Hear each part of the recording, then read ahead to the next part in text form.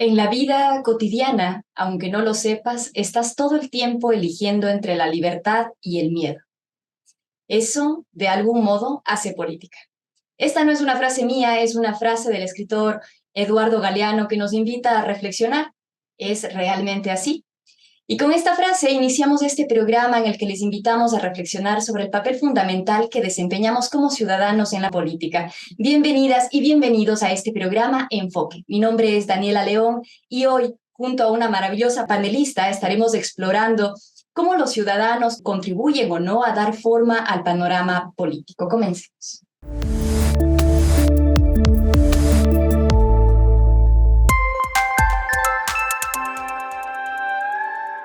Les agradecemos, por supuesto, siempre estar en sintonía de CHHA 1610 AM, la voz de la comunidad.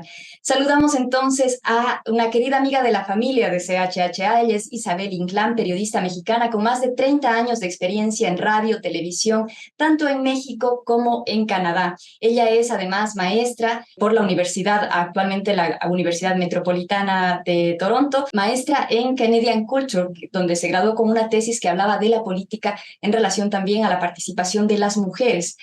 Y recientemente lanzó una encuesta de participación política de los ciudadanos latinoamericanos en la política local. Lo hizo a través de su canal The Essential Channel, de la cual también es host. Bienvenida, Isabel. Muchísimas gracias por haber participado en este programa. Muchísimas gracias, Daniela, y a la radio por invitarme. Gracias por estar aquí. Vamos a tratar realmente un asunto que, aunque no es coyuntural en este preciso momento, siempre es actual, siempre es importante y fundamental, y es la participación de los ciudadanos en la política. Y esto tiene muchísimas aristas, porque si bien en momentos electorales hablamos sobre este tema, partimos de la idea de que el voto no es la única ni el ejercicio necesariamente más democrático que pueda haber, pero sí uno de los iniciales. ¿Usted cree eso, Isabel? ¿No cree eso? ¿Qué piensa? Claro que sí, Daniela, y permíteme regresarme al inicio de tu programa con esta cita que tú compartiste. Es muy cierto, yo la complementaría con otra frase que dice, el Estado se mete hasta en mi cama. Es decir, jugar es un acto político. Es otra frase también que se refería a un libro de niños. De hecho, es un cuento de niños en donde hasta como juegan los niños y niñas es un acto político. En este sentido, justamente como introducción, pudiéramos partir del hecho de que todo lo que hacemos es un acto político. Incluso nuestra privacidad puede ser un acto político. Cómo educamos, qué decimos, cómo nos referimos a las personas. Estamos haciendo política.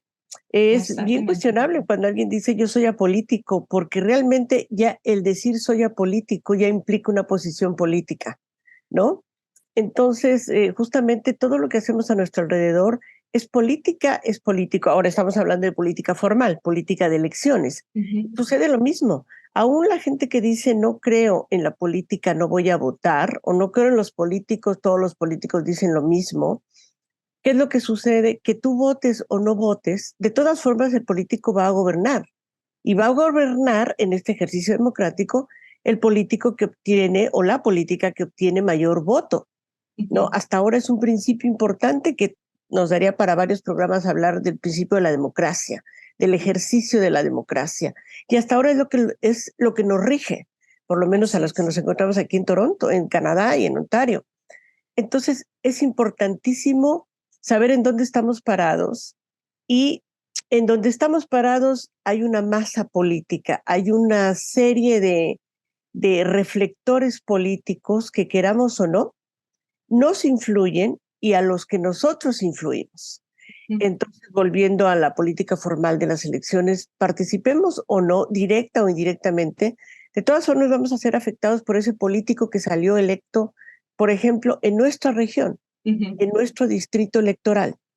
Entonces, sea el político A o el político B, a quien nosotros ayudamos con nuestro voto a que ejerza el poder durante 3 o 4 años, va a impulsar políticas que quizá nos afecten o quizá nos beneficien. Por eso esa es la clave y la importancia de por qué debemos estar pues conscientes de nuestro papel político en una sociedad. Hay teóricos, sobre todo de izquierda, teóricos y personas que han aplicado la política de muchas en su militancia, digamos, que sostienen que el considerarnos ajenos a la política nos ubica del lado de los que mandan o de los que conducen. ¿Qué piensa de esta afirmación? Habría que ver en qué contexto lo ubica. Quizá en el sentido de que, por supuesto, recuerdo algunas votaciones en algún caso en donde muchas veces el no votar ya manda un mensaje de no creemos en el sistema electoral. No estoy hablando en Canadá, estoy hablando de En México, yo soy general. mexicana, pero también se aplica en otros países de América Latina, donde el voto ausente ha sido el mandar el mensaje a los políticos o a los cuerpos que regulan la elección para decir no creemos en la transparencia del proceso electoral o no creemos en la regulación del proceso electoral y entonces el electorado se manifiesta y vota. O no Entonces, vota. bueno, o no vota, O no o vota. vota en blanco, ¿no? O anula su voto. Entonces, hay muchas aristas respecto a lo que es el quehacer de la votación, si voto, no voto, anulo mi voto, en fin. Pero lo cierto, por lo menos yo me inclino en la parte de la participación política, en que ahí es, la democracia es un plato que se te ofrece y tú lo tomas o lo dejas. Entonces, si tú no lo tomas, alguien más lo va a llenar con cosas. En cambio, si tú participas y lo pones con tu cuchara, digamos, con esta metáfora del plato a la mesa, tú pones tu cuchara o tu cucharón o tu cuchillo, Ujú, ¿verdad? ujú. Según tu ideología. Y estás mandando un mensaje. Y bueno, pues bueno, volviendo a Canadá, en donde confiamos mucho más en una transparencia en el conteo de votos, pues bueno, finalmente el que tiene mayores votos es el que gana, ¿no? Entonces esa fue una realidad a nivel de Ontario. Cuando ganó Ford, por Finalmente ejemplo. Doug Ford logró la reelección. Ujú. Y si queremos digamos, si no estamos de acuerdo con las políticas de Doug Ford, tendríamos que aprovechar el siguiente proceso electoral para precisamente poner en ese plato otro tipo de cucharas para que quizá beneficie a otro político que pueda ser el premier o la premier, que quizá beneficien las políticas con las que uno está de acuerdo. Estoy hablando con políticas quizá eh, que beneficien más a las minorías visibles, a los inmigrantes, a las mujeres, a los seniors, a los niños, ¿no? Entonces, si queremos que alguien defienda este tipo de políticas, pues bueno, tendríamos que votar en consecuencia, ¿no? Isabel, vamos a profundizar en todos estos parámetros que usted propone, porque sí quiero abordar qué ocurre con por ejemplo, con las poblaciones racializadas, con las poblaciones migrantes, con las minoritarias, etcétera, cuando estamos o no estamos insertos en este ejercicio. Pero tal vez le propongo que, aunque ya hemos reconocido que el voto no es el único elemento de la democracia, aún entendiendo eso, me gustaría saber después de la encuesta que usted hizo, porque usted hizo una encuesta en las pasadas elecciones para mayor, sobre la participación del voto hispano latinoamericano en esas votaciones. ¿Cuáles son, Isabel, las conclusiones a las que usted llega, más allá de los números de los candidatos que en su momento fueron coyunturales? Más allá de eso, la participación hispana latinoamericana en la política local, ¿cómo la evalúa? ¿Es activa? ¿No es activa? ¿Es suficiente? ¿Insuficiente? ¿Podría mejorar? Bueno, te puedo decir, Daniela, tiene mucho que ver con el momento político. No es lo mismo la participación que puedo suponer que hubo en las elecciones de octubre pasado, cuando fue reelecto John Tory. Fue como un continuar, y yo quisiera pensar que a lo mejor quizá no muchos de nuestra comunidad votaron. Pero en estas elecciones que pasaron, el 26 de junio pasado, que bueno, después de esta renuncia sorpresiva de John Tory, pues bueno, volvimos a las elecciones aquí en Toronto y eso despertó una gran curiosidad, ¿no? Un gran cúmulo de más de 100 candidatos a alcalde Wow, sí. en esta alcaldía de Toronto, en esta ciudad multicultural y la capital financiera de Toronto.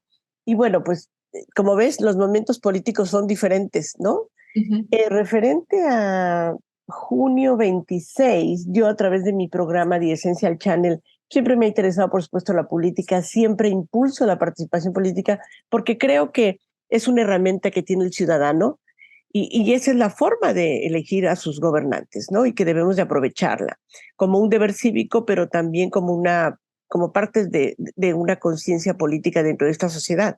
Entonces yo me di a la tarea en este canal de lanzar esta encuesta y aunque fue muy mínima, la hice pues prácticamente una semana antes de este día 26. Entonces, bueno, era muy poquito tiempo para tener los resultados. Sin embargo, me gustó que hubo credibilidad, recibí respuestas, recibí votaciones, lo cual me hizo pensar que efectivamente por lo menos la comunidad latinoamericana estaba conectada con el momento político que estábamos viviendo, pues de un despertar, estas elecciones precisamente, pues con 100 candidatos, con candidatos pues muy diversos, pues por supuesto despertaron muchas preferencias políticas entre los electores de aquí de Toronto.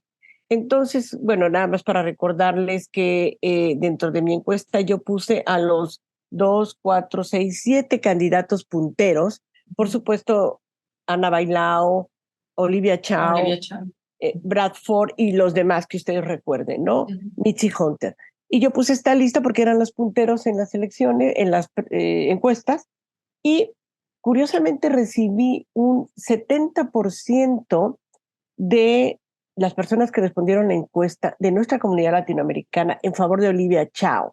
¿A qué se Es decir, debía esa tendencia? justamente, en primera, la lectura que puedo hacer de este ejercicio de la encuesta es que sí hubo participación, sí había interés de la comunidad sobre lo que estaba pasando, que la comunidad despertó un poquito para decir, bueno, pues Olivia Chow, Ana Bailao o a quién le doy mi voto, ¿no?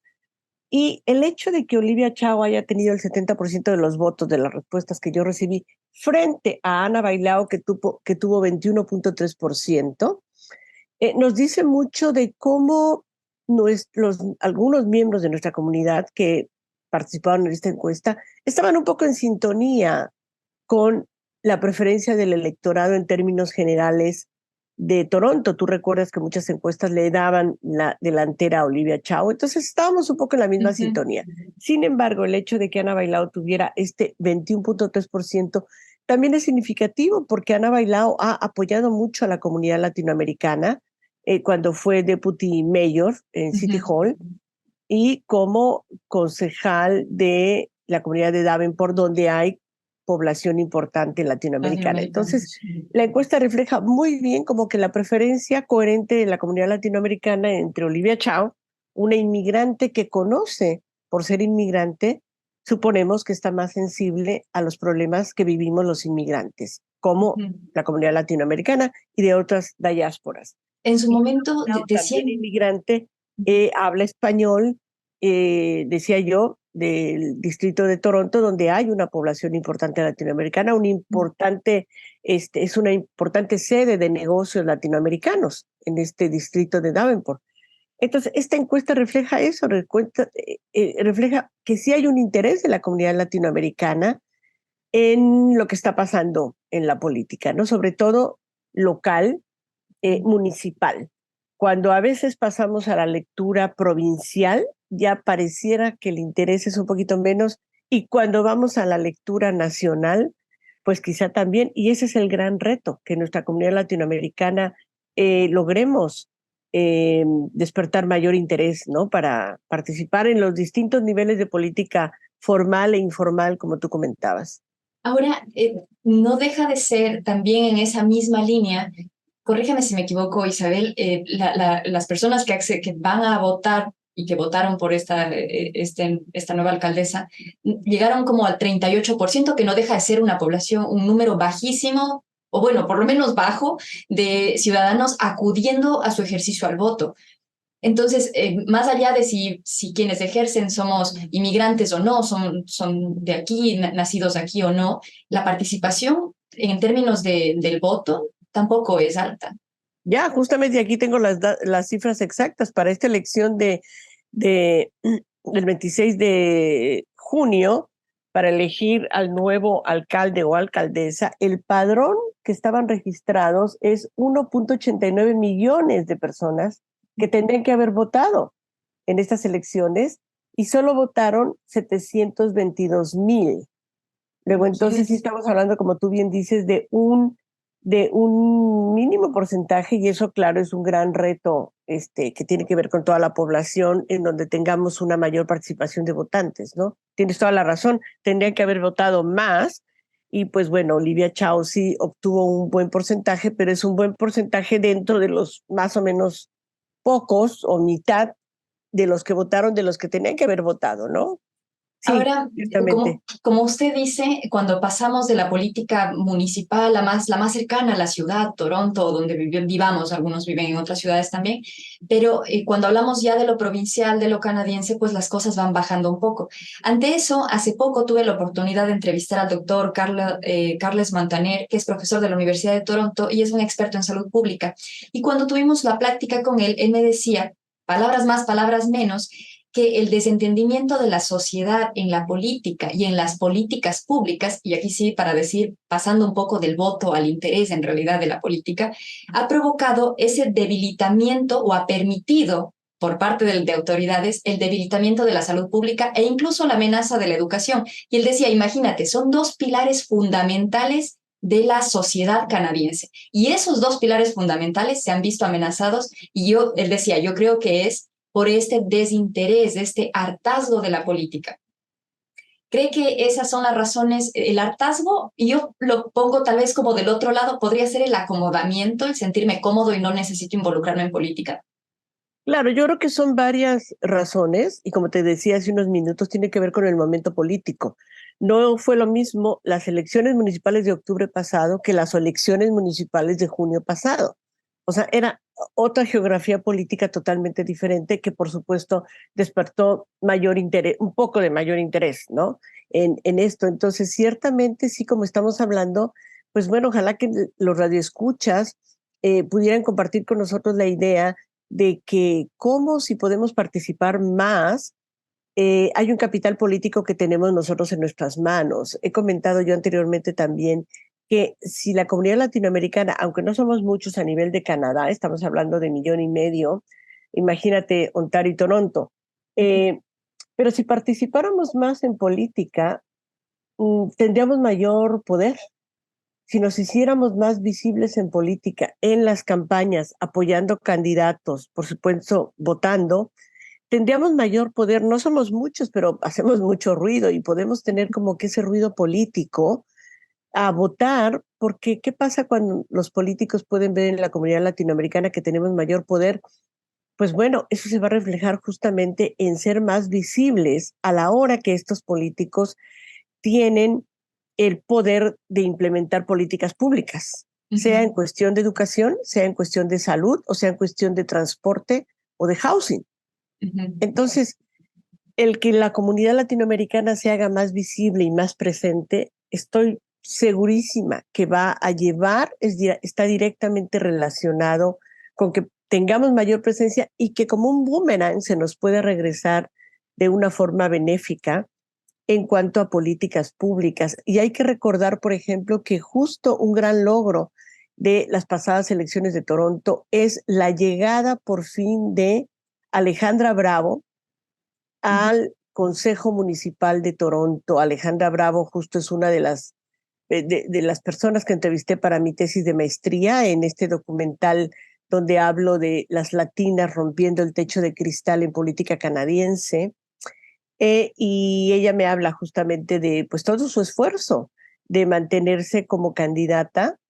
Por 5 veces ella fue candidata Uh -huh. Así es. a nivel municipal y a nivel federal. Cabe recordar que en las pasadas elecciones federales ella quedó a 76 votos nada más de diferencia del actual MP de Davenport, Julie Serowicz.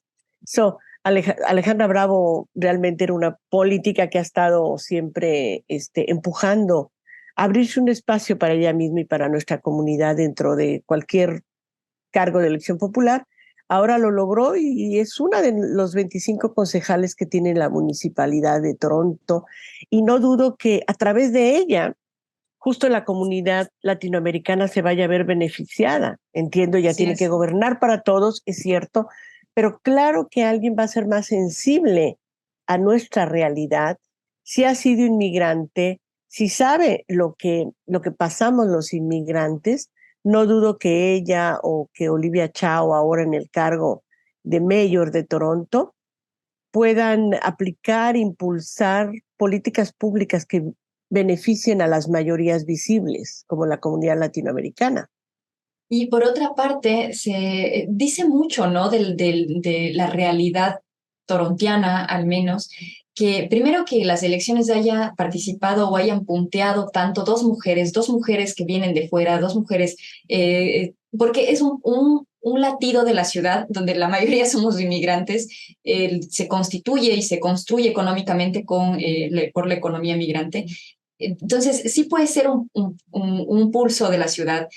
La constitución de ese consejo, también un poco más diverso, es también el resultado de eso, decía usted en su estudio, Isabel. Ese papel crucial de las mujeres rompiendo el techo de cristal, ¿va avanzando a buen ritmo o requiere algún impulso extra, en su opinión?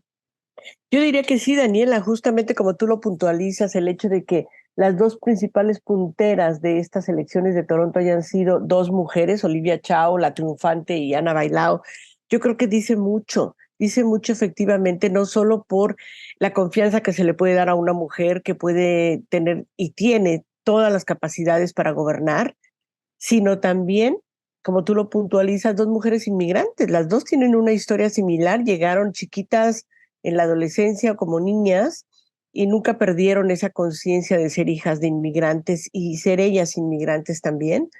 Entonces, justo el hecho de que hayan sido ellas las punteras nos habla de cómo el electorado o potencial electorado de Toronto como que está cambiando de rostro, de color de piel, porque Ujú. justamente, o sea, si anteriormente hablábamos de blancos gobernando a blancos, estas elecciones justo lo que nos reflejan es un Toronto multicultural, en donde esta población multicultural, multilingüe, elige a políticos, por lo menos había candidatos de todas las razas, Ujú. y mira, teníamos dos punteras inmigrantes y ganó finalmente la inmigrante. O sea, justo yo creo que el panorama Prometedor, ¿no? es bueno, claro, nos demuestra justamente que Toronto ha cambiado, que Toronto Ujú. está reconociendo los colores que tiene dentro de su gran ciudad y cómo el multiculturalismo y las diversas etnias y las diversas comunidades aportamos grandemente a la economía de este país, a la cultura y al avance de este país. Entonces me parece genial que esto esté sucediendo porque yo creo que realmente es un reconocimiento a la gran variedad y al potencial que demostramos la comunidad, las comunidades que vivimos aquí en Toronto y que podemos, por supuesto, aportar a esta gran ciudad. Así es. Hagamos algo, Isabel. Quisiera regresar para que podamos platicar también el rol de la comunicación en la participación de los ciudadanos en la política, porque, y lo planteo a manera de tesis, de hipótesis, qué errores estamos cometiendo como comunicadores a nivel mundial. No estoy especificando en ningún lugar ni en ninguna persona, sino como pues el rol este de la comunicación en involucrar a las personas, a toda la ciudadanía y que la ciudadanía encuentre canales para poder informarse, para poder no solo votar, sino estar activos dentro de la política y cuán importante puede ser esto. En la hipótesis, tal vez y estamos cometiendo errores, o tal vez no y estamos dando buenos pasos, pero quisiera que nos conteste esto, Isabel, al regresar. Mientras tanto, les invitamos a todos a que se comuniquen con nosotros. También pueden participar, pueden dejarnos sus preguntas, dejándonos un mensaje de WhatsApp al 416-577-0228. 416-577-0228 es el número de WhatsApp de la radio, o también pueden dejarnos sus preguntas en el teléfono de cabina 416-785-0680. Muchísimas gracias, Isabel. Nos vamos con una cancioncita y regresamos después de eso. Se encuentran ustedes en CHHA 1610 AM y este es su programa Enfoque. El día de hoy estamos conversando sobre la participación ciudadana en la política y no solo la política del voto, sino la política en general. Un tema fundamental para que podamos estar activos y entendamos ¿Qué rol jugamos en la política? Empezamos este programa comentando que todo lo que hacíamos era político, incluso las posiciones de no hacer política eran una postura política. Y hemos desarrollado la primera parte de esta conversación junto a Isabel Inclán, reflexionando sobre esta participación que hay dentro del voto, dentro de inmiscuirnos en los asuntos políticos, de cómo se ha visto reflejada, por ejemplo, el escenario de candidatos y cómo esto ha marcado el pulso o ha mostrado el corazón de esta ciudad en la que nosotros estamos viviendo ahora, pero también cómo nos vemos un poco más ajenos en temas de política provincial, de política nacional. Antes de irnos a la pausa, le proponía a Isabel que conversemos sobre el rol de los medios de comunicación y cómo son o no son un medio para poder apoyar a esta participación de la gente, de todos nosotros como ciudadanos en la política. Isabel, ¿cuál es su opinión al respecto? Gracias, Daniela, y qué bueno porque haces esta pregunta, porque esto da pie para que hablemos brevemente de algo muy, muy importante que tiene que ver con la desinformación. Ujú. Con la desinformación que desafortunadamente está viendo en social media, y sí, donde hay un boom de información que no es necesariamente la correcta, pero de la cual la gente se basa para opinar o para votar o para definir el candidato o candidata que quieren. Entonces, esto me parece muy peligroso, sobre todo yo como periodista, que pues llevo más de 30 años ejerciendo el trabajo periodístico y publicando artículos que están pues sustentados. Yo colaboro también con el medio en inglés New Canadian Media. Justo está por publicarse un artículo sobre el chico mexicano que desapareció en British Columbia, en Los Hoyos, desde el 7 de julio y tuve la oportunidad de entrevistar a su padre. Y vieras qué comentarios he recibido en el canal, en el canal que tengo, Ujú. sobre que reflejan mucha desinformación. Esto es solo un caso, ¿no? Que ejemplifica. La gente empieza a opinar sin saber realmente qué es lo que está pasando, sin tener bases fuertes para más o menos definir nuestra posición. Entonces es un riesgo el que corremos si nos dejamos llevar por comentarios en social media, por videos de gente que hace análisis, pero que realmente tiene una tendencia política, y le damos credibilidad y entonces dejamos que eso afecte nuestra intención, nuestra ideología, nuestra intención política. Entonces me parece un gran riesgo. Eso existe, no lo podemos tapar así con un dedo, como tapar el sol con un dedo. Existe el social media, existe un montón de contenido en social media y en todas las plataformas.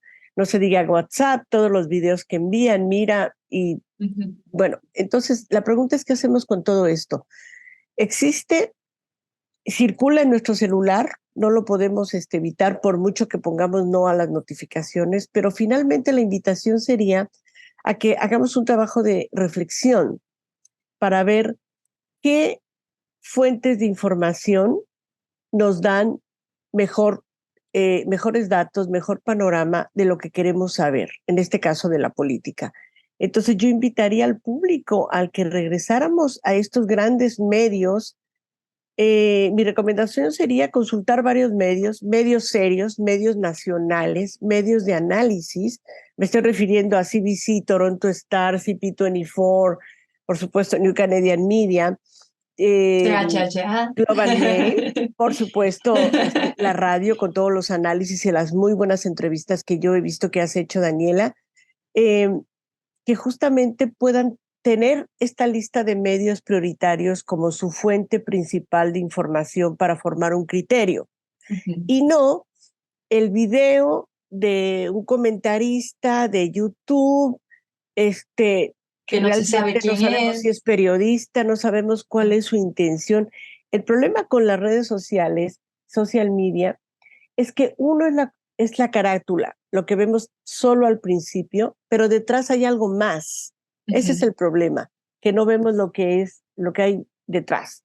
Y quiero recordar aquí simplemente, muy, muy breve, tú recordarás el caso del triunfo de Donald Trump a la presidencia de Estados Unidos Sí, y el claro. papel que jugó Facebook.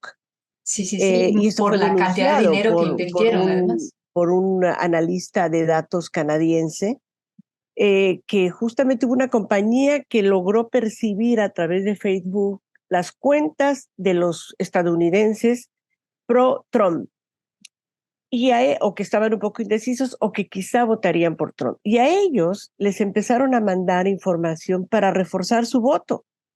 Y justo este mecanismo de influencia política a través de esta plataforma de Facebook tuvo un importante factor de decisión para que Trump, alguien como Trump, llegara a la Casa Blanca.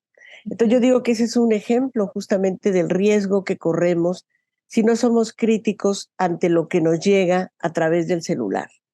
Entonces es bien, bien importante. La social media puede ser para un intercambio de mensajes que yo diría light, informales, de apreciación de la vida cotidiana, si tú quieres, pero al nivel de política o a nivel de cuál es la mejor escuela para meter a mi hijo a la universidad, ese tipo de cosas yo creo que más serias son más importantes, poderlas ver en las fuentes serias y no en un social media y no en un chat y que eso sea lo que finalmente determine mi opinión de algo tan importante, ¿no? Así es. Ahora, ese es un consejo fundamental para nosotros como audiencia, cuando hacemos este rol de audiencia, de receptores de mensaje, tener estos check-ins primero, ¿no? Poder buscar varios medios, varias fuentes y después obtener mi propio criterio. Pero, sin embargo, incluso en los medios que se constituyen ya como tal, me pregunto si es que se está haciendo un buen papel en ese sentido. Y voy a abrir aquí una conversación que puede ser muy polémica y sé que puede ser muy extensa, pero importante mencionarla, ¿no? Hace muchos años, en términos de comunicación, en el periodismo, el debate de la objetividad quedó superado porque decían quienes lo discutían, no hay manera de ser objetivos, pero la honestidad intelectual, la honestidad informativa es otro asunto que no puede corromperse por una postura ideológica. Pero ¿cómo distinguir o hasta qué punto han llegado los medios de comunicación más allá de la social media respecto a esto, Isabel, en su criterio? Y quisiera como enfocarlo no solo en Canadá, sino en términos generales, porque la dinámica mundial se ha estado moviendo un poco similar, creo, en términos de medios. Claro, Daniela, yo quisiera, si tú me permites, referirme mucho más específicamente a medios étnicos en español en nuestra comunidad. Por ¿Por favor. qué? Porque si hablamos de medios nacionales de América Latina, es otra realidad. Ujú, Son medios que tienen una tendencia, que pertenecen a una empresa, que no directamente, digamos, hablan de lo que acontece a la comunidad latinoamericana aquí en Canadá. ujú. Pero, ¿qué pasa con los medios étnicos latinos en Canadá? ¿Cuál es nuestra gran responsabilidad a la hora de informar? Efectivamente, como tú decías, pues bueno, lo de la objetividad era una materia que teníamos los que estudiamos periodismo en la universidad y ese era el goal, el objetivo, ser objetivos precisamente a la hora de presentar la información. Un buen reportaje te presenta distintas aristas de un tema para Ujú. que el receptor forme Así su es. propio criterio. Entonces, la pregunta es si los medios latinoamericanos estamos haciendo eso. Y lo otro es qué tan serio estamos tomando este deber de informar como comunicadores, ¿no? Esa es la gran pregunta que tenemos precisamente. Y no debo dejar de mencionar que, por supuesto, cuando hablamos de medios latinoamericanos aquí en Canadá y concretamente aquí en Toronto, el factor económico juega un papel muy importante. Tú sabes que los medios, precisamente por social media, han sido muy afectados. El ejercicio periodístico y en sí el papel de los medios es muy, muy afectado y de pronto está como muy sujeto a quién te pone publicidad y pues bueno, puedes hablar o no en contra de eso si te están poniendo publicidad o cosas así. Es complicado. Sin embargo, la invitación sería pues como hacer un poquito más profesionales en lo que hacemos dentro de nuestras posibilidades, porque justamente el informar o cualquier producto que hagamos en nuestros medios conlleva una gran responsabilidad, ¿no? Estamos influyendo en que alguien tome la decisión A o la decisión B. Entonces es muy, muy importante qué tipo de producto estamos haciendo Y la invitación sería dentro de nuestras posibilidades que vayamos un poco más allá. Por ejemplo, los productos que tú haces, las entrevistas que tú has hecho, yo las he seguido y las veo que no son una cuestión improvisada, es una cuestión informada. Eliges a tus entrevistados, te informas, pones el asunto en contexto. Ese tipo de cosas son las que hay que seguir haciendo dentro de nuestras posibilidades, precisamente para mantener un periodismo de más nivel, ¿no? No un periodismo de que me senté, te entrevisté, hola, ¿cómo estás? Cuéntame qué opinas o algo un poquito más superficial, Ujú. sino creo que ese gran deber tenemos, ¿no? Un poco también porque la audiencia lo merece, lo exige, lo pide y como ciudadanos esto nos permite caminar más, más profundamente, ¿saben? Claro, sobre todo volviendo, mira este papel, yo vengo de México, donde hay una gran empresa que es Televisa, la que produce toda y sigue produciendo estas telenovelas. ¿Y qué es lo que dice la gran empresa? No, pues al pueblo es lo que le gusta. Hay que darle pan y circo, hay que darle este tipo de contenidos porque es lo que le gusta. Y yo digo que no, que eso es lo que ellos dicen para seguir ganando, para hacer profit, ¿no? Porque al pueblo tú le das un buen contenido, al radio escucha, al lector, al público. Los individuos son inteligentes, el lector, el receptor es muy inteligente, se va a quedar donde le gusta. Este programa lo han felicitado, el programa estos de análisis, lo hemos visto en los chats, porque les gusta escuchar una conversación que les da contenido, ¿no? Eso es lo que esperamos estar haciendo. Entonces, si al público le damos productos de interés, que es lo que yo trato de hacer desde mi canal, lo que creo que les interesa, la respuesta ahí viene y vienen los likes y vienen los comentarios. Entonces, quiere decir que hay público que no necesariamente le van a gustar las telenovelas, pero sí le gusta un programa de análisis político. Sí hay público para eso. Luego, Ujú. entonces tenemos que empezar haciéndolo, que es poniendo estos productos para generar este tipo de audiencia, pues más participativa, más consciente, ¿no? Incluso, Isabel, cuando no estamos hablando de la política formal, es decir, empezábamos el programa comentando que absolutamente todo lo que hacemos es política. Entonces, esas elecciones de temas que aunque no tengan que ver con la política formal, son, por ejemplo, la que usted comentaba hace un momento y dice, estuve hablando de este compatriota que se perdió latinoamericano aquí en Canadá y lo pongo a comunicación en este territorio. Eso rompe barreras para que nos permita la participación. Claro que sí. Y siguiendo con lo que tú dices, lo que tú decías, una es la participación política formal, ¿qué es lo que podemos hacer como receptores de tantos y tantos mensajes? El hecho de que tú compartas un chat o le haces forward a algún mensaje de todas estas plataformas, conlleva una gran responsabilidad. Entonces, por ejemplo, si tú puedes compartir, a mí, por ejemplo, me llegan muchas cosas que yo no comparto. Entonces, o que si las comparto es porque realmente creo que quiero hacer una diferencia o marcar un cambio. Entonces la promuevo, pero me llegan otras cosas que no las promuevo porque siento que no merecen ser promovidas. Entonces, yo creo que si cada individuo hiciera este filtro y decir, a ver, con este forward, ¿qué es lo que estoy promoviendo? ¿No? Incluso ¿Qué promuevo, no? puede ser un chiste que ubica, quiero pensar, un chiste un poco misógino de la comunidad latinoamericana que puede ser muy divertido. Estos chistes en contra de las suegras, por ejemplo, pues puede sonar bonito el chiste, pero ¿qué estoy diciendo? Que estoy retroalimentando esta historia de que siempre la suegra va a ser la malvada. ¿En realidad lo es? ¿Qué pasa con el suegro? ¿Qué rol estoy marcando cuando comparto este tipo de cosas? Sea tan inocente como un chiste, ¿no? O como un Exacto. emoji o cosas así, ¿no? Yo creo que tenemos que ser muy críticos con todo lo que y ser un filtro para las cosas que queremos realmente filtrar, que nos parecen importantes, y otras que no, y que que tenemos que parar, ¿no? Por ejemplo, hay un post muy bonito que yo guardé y que dice, ¿por qué no me debes felicitar el día 8 de marzo por ser mujer? El 8 de marzo Increíble. se ha convertido en un como un Happy Valentine's Day, De feliz Día de flores, las sí. Madres, feliz 8 de marzo. Y entonces uno tiene que combatir ya está un post que yo lo guardé y lo comparto cada 8 de marzo. ¿Por qué no me debes felicitar? Este no es un día comercial. Este De día surgió por conmemoración. otra cuestión Exacto. de mujeres que murieron haciendo una huelga y de toda la reivindicación que tiene que ver con la igualdad y equidad de las mujeres, ¿no? Entonces yo creo que esa es una gran responsabilidad que tenemos con los medios y los mensajes que nos llegan, cómo los filtramos y cómo mejoramos, qué políticas mejoramos desde nuestra individualidad con un celular en la mano y qué cosas promovemos, ¿no?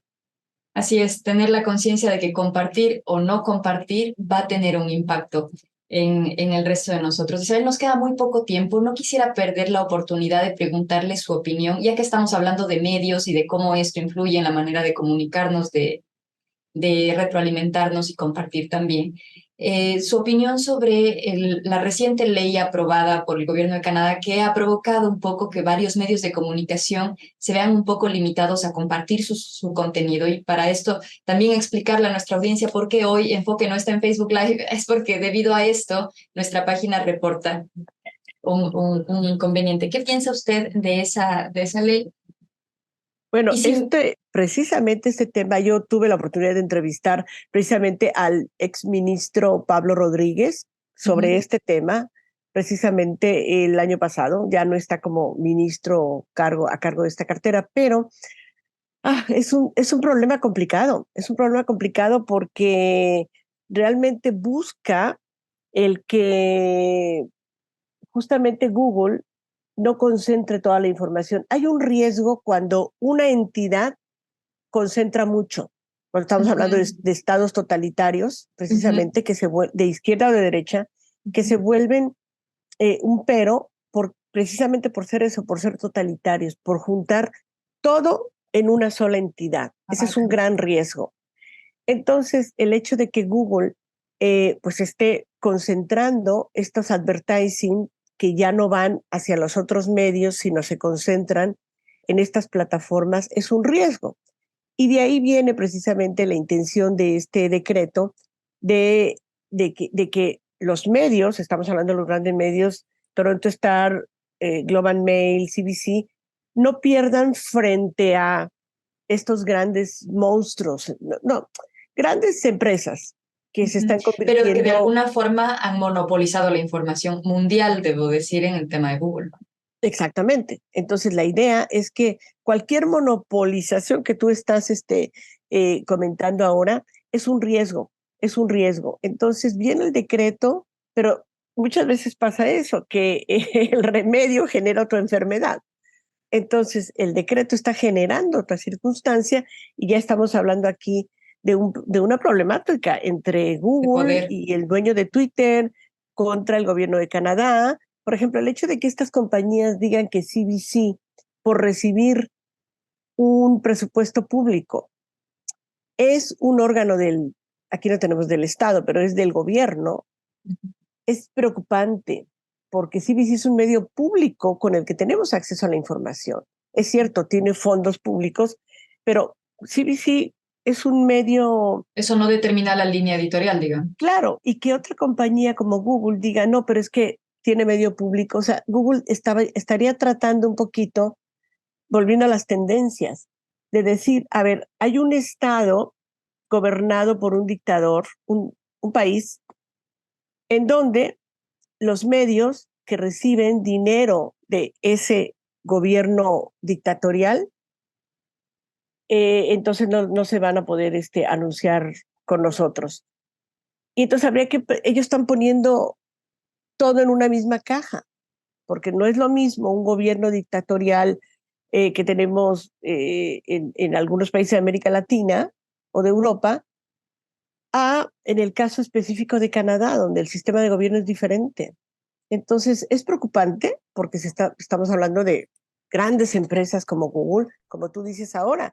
Este programa no lo están viendo personas precisamente por esas políticas entre el gobierno de Canadá y la compañía. Entonces, es preocupante que, lejos de beneficiar al público, lo está restringiendo.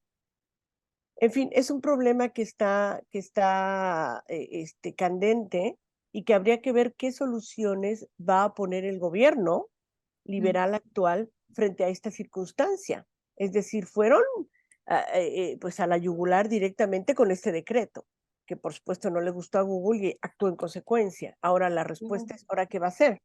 ¿Qué va a hacer para Y proteger demuestra el a los poder de un ciudadanos? monopolio, además. Ya, Google lo hizo. Sí, sí, sí. sí, Ahora, nos quedamos, yo te quedo con muchas ganas de seguir platicando, Isabel, porque es un tema apasionante. La participación política siempre hemos conversado aquí en la radio, en casa y también con muchos periodistas, esta necesidad urgente de sentirnos también apasionados de los temas, desde la postura que decidamos tener, porque la diversidad hace riquísima esta conversación para, para poder estar involucrados, para incidir en la política pública, para poder construir un mundo mejor, pues necesitamos participar de él. Entonces, me ha encantado esta plática, Isabel. Muchísimas gracias por haber venido a gracias CHHA. a ti, Daniela. Gracias a ti por la invitación y a la radio Voces Latinas. Y bueno, espero que con esta conversación algo cambie, algo motive a nuestra comunidad a participar en política, a no ver la política, ojo, la política de Canadá no es la misma que la política de Nicaragua, de México, de Venezuela, de Chile. Es Ecuador. decir, son realidades diferentes, pero lo cierto es que como ciudadanos y habitantes de este gran país, pues tenemos un gran deber cívico de participar en política. Y cuando somos llamados a las urnas, pues mi interés sería que lo podamos hacer y si queremos lograr cambios, pues esta es una de las vías que es, como ya lo mencionaba yo, es una herramienta que tenemos para poder ejercer nuestro voto, hacer oír nuestra voz. Y si lo hacemos como comunidad latinoamericana, estoy convencida de que vamos a tener mayores ganancias si nos hacemos más visibles políticamente. Qué bueno, nos quedamos con estas reflexiones y llegamos así al final de este episodio de Enfoque. Agradecemos, por supuesto, Isabel, su participación, todo ese bagaje con el que hemos podido desarrollar esta plática y a ustedes, nuestros oyentes, motor principal de esta radio, de este programa. Les recordamos, pues, que la política es un terreno en el que cada ciudadano cumple un rol fundamental y también les recordamos que nos vamos a reencontrar el siguiente lunes desde las 3 de la tarde hasta las 4 de la tarde en una emisión más de Enfoque. El siguiente lunes para hablar de esta campaña que llevamos a cabo junto al Mary Ward Center, No hay trato con la trata, compromiso de todas y todos. La siguiente semana hablaremos sobre la realidad de las fronteras. Hasta pronto, muchísimas gracias. Mi nombre es Daniela Leo.